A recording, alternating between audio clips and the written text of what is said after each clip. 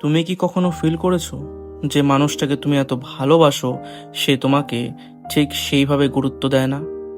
তুমি সবসময় কেয়ার করো, সময় দাও, অ্যাটেনশন দাও, কিন্তু তবুও সে তোমাকে রেসপেক্ট করে না।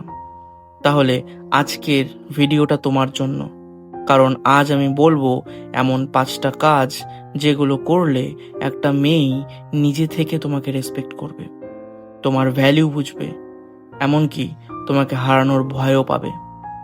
আর বিশ্বাস করো, এই ভিডিওর 4 নম্বর পয়েন্টটা তোমার পুরো রিলেশনশিপ বদলে দিতে পারে।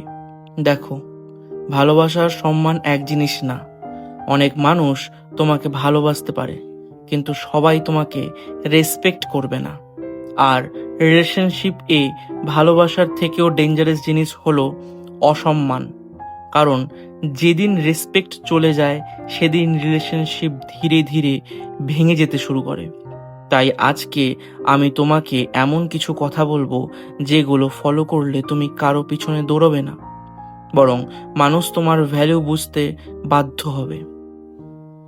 পয়েন্ট নম্বর 1, অলওয়েজ অ্যাভেলেবল থেকো না। সবসময় অ্যাভেলেবল থাকলে ভ্যালু কমে যায়। সবচেয়ে বড় মিস্টেক কি জানো? সবসময় অ্যাভেলেবল থাকা। সে কল দিল, সঙ্গে সঙ্গে ধরা। সে রিপ্লাই দিল না, তবুও তুমি বারবার মেসেজ করছো। তুমি যদি নিজের পুরো পৃথিবীটাই একজন মানুষকে বানিয়ে ফেলো, তাহলে সে ধীরে ধীরে তোমাকে নর্মাল ভাবতে শুরু করবে। তাই নিজের একটা লাইফ রুলস রাখো। নিজের কাজ, নিজের ড্রিম, নিজের অ্যাম্বিশন সবসময় অ্যাভেলেবল না থেকে নিজেকে ভ্যালুয়েবল বানাও। পয়েন্ট নম্বর 2, সেলফ রেসপেক্ট কখনো হারাবে না। ভালোবাসার জন্য নিজের সম্মান বিক্রি করো না। অনেক ছেলে রিলেশনশিপ বানানোর জন্য নিজের সেলফ রেসপেক্ট স্যাক্রিফাইস করে দেয়। বারবার সরি বলে, ভুল না থাকলেও মাথা নিচু করে, শুধু মানুষটাকে হারানোর ভয় থেকে। কিন্তু একটা কথা মনে রেখো, যেদিন তুমি নিজেকে রেসপেক্ট করা বন্ধ করবে, সেদিন অন্য মানুষও তোমাকে রেসপেক্ট করা বন্ধ করে দেবে। ভালোবাসো, কেয়ার করো, কিন্তু নিজের পার্সোনালিটি হারিয়ে নয়। কারণ কনফিডেন্ট মানুষকে সবাই রেসপেক্ট করে, আর ডিসরেসপেক্ট করে আন্ডার কনফিডেন্ট মানুষকে। তারা ইউজও করে তাদের।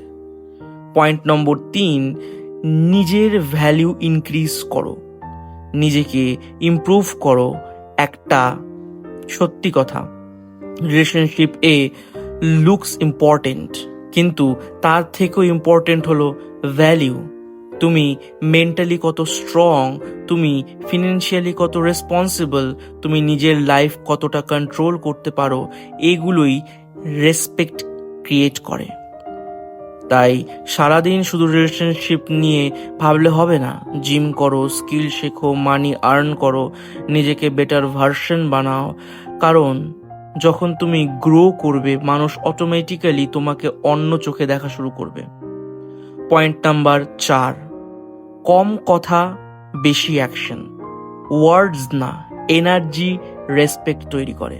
অনেক মানুষ শুধু বড় বড় কথা বলে, আমি তোমাকে অনেক ভালোবাসি, আমি তোমার জন্য সব করব, কিন্তু জিরো অ্যাকশন। আর মেয়েরা একটা জিনিস খুব দ্রুত বুঝে যায়, কে শুধু কথা বলে আর কে সত্যি ম্যাচিওর। তাই আননেসেসারি এক্সপ্লেইন করা বন্ধ করো। শান্ত থাকো, কম কথা বলো, কিন্তু নিজের কাজ দিয়ে প্রুফ করো। কারণ সাইলেন্স এর মধ্যে একটা পাওয়ার আছে। যে মানুষ নিজের ইমোশনস কন্ট্রোল করতে পারে, মানুষ ন্যাচারালি তাকে রেসপেক্ট করে। Point number 5, fear of loss তৈরি করা। সে যেন বুঝতে পারে তোমাকে হারানো ইজি না। শুনে রাখো, মানুষ তখনই ভ্যালু বুঝে যখন হারানোর ভয় পায়।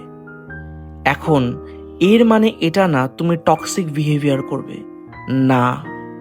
এর মানে হলো তোমার লাইফ এত মিনিংফুল হওয়া উচিত যাতে তুমি চলে গেলে একটা এমটি ফিলিং তৈরি হয় তার লাইফে। তুমি নিজের হ্যাপিনেস এর সোর্স হও। সব ইমোশনাল ডিপেন্ডেন্সি একজন মানুষের উপর রেখো না। কারণ যখন সে দেখবে তুমি ইমোশনালি স্ট্রং, নিজের লাইফ নিয়ে হ্যাপি, তখন সে ন্যাচারালি তোমাকে হারানোর ভয় পাবে। সবশেষে এটাই বলবো, তাই মনে রেখো, রেসপেক্ট কখনো ফোর্স করে পাওয়া যায় না, রেসপেক্ট আর্ন করতে হয়। আর সেই রেসপেক্ট আসে তোমার সেলফ রেসপেক্ট থেকে, তোমার ডিসিপ্লিন থেকে, তোমার গ্রোথ থেকে। একজন ম্যাচিওর মানুষ কখনো কারো অ্যাটেনশন সিক করে না, সে অ্যাটেনশনের ভিখারি হবে না, সে নিজের ভ্যালিউ তৈরি করে। আর যখন তুমি নিজের ভ্যালিউ বুঝবে, তখন মানুষও তোমাকে অন্যভাবে ট্রিট করবে। ভিডিওটা যদি তোমাদের মাইন্ডসেট একটু হলেও চেঞ্জ করে থাকে, তাহলে লাইক করো আর কমেন্ট করে বলো এই 5টার মধ্যে কোন পয়েন্টটা তোমার সবচেয়ে বেশি মিলে যাচ্ছে।